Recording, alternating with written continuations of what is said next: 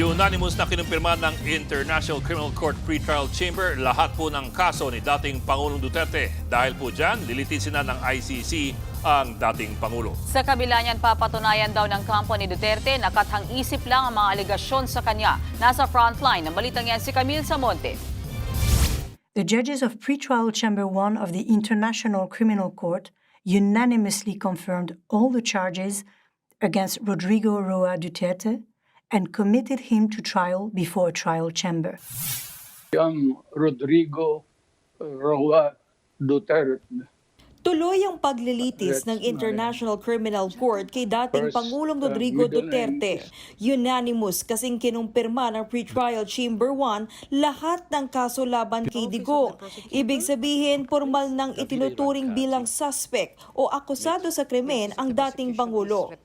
Sa 40 pages ng kanilang desisyon, nakitaan nila ng sapat na batayan na si Duterte ay responsable sa crimes against humanity, murder at attempted murder bilang indirect co-perpetrator at pag-udyok na gawin ang mga krimen.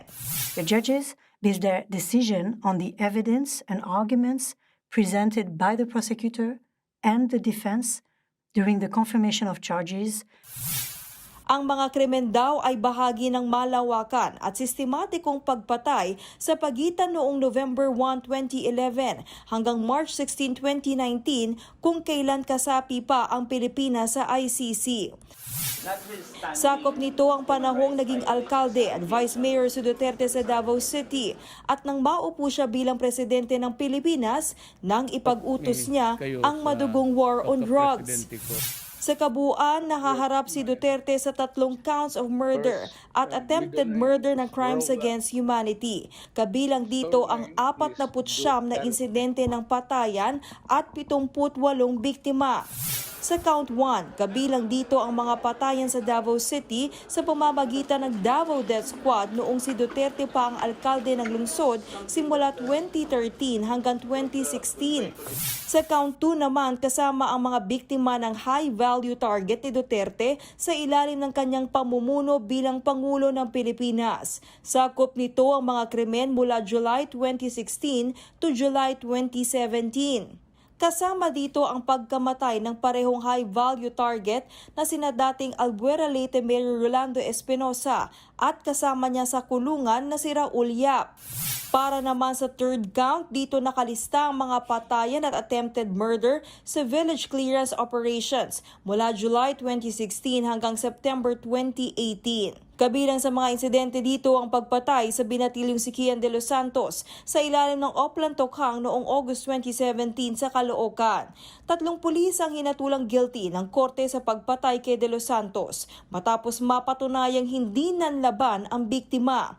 Nitong nakaraang taon lang ng pagtibayin ng Korte Suprema ang naturang hatol. Ang trial chamber ang hahawak ng kaso ni Duterte at pangungunahan ng 3 hukom.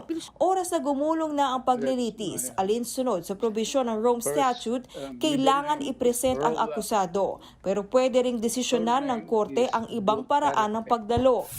Bukod naman kay Duterte, kasama pa rin bilang co-perpetrators o kasabwat ang nauna ng pinangalanan ng ICC na sina Senators Bato de la Rosa at Christopher Bongo, dating Justice Secretary Vitaliano Aguirre III at iba pang namuno noon sa PNP, NBI at PIDEA. Ikinatuwa naman ng Officer Prosecutor ang pagkumpirma sa mga kaso ni Duterte. Patunay lang daw ito na malalim ang kanilang naging investigasyon at malakas ang kanilang mga ebidensya. Sa panig naman ni Duterte, iginiit ng kanyang legal counsel na si Attorney Nicholas Kaufman na walang kredibilidad ang mga testimonya ng mga self-confessed murderer na isa sa mga pinagbasehan ng korte.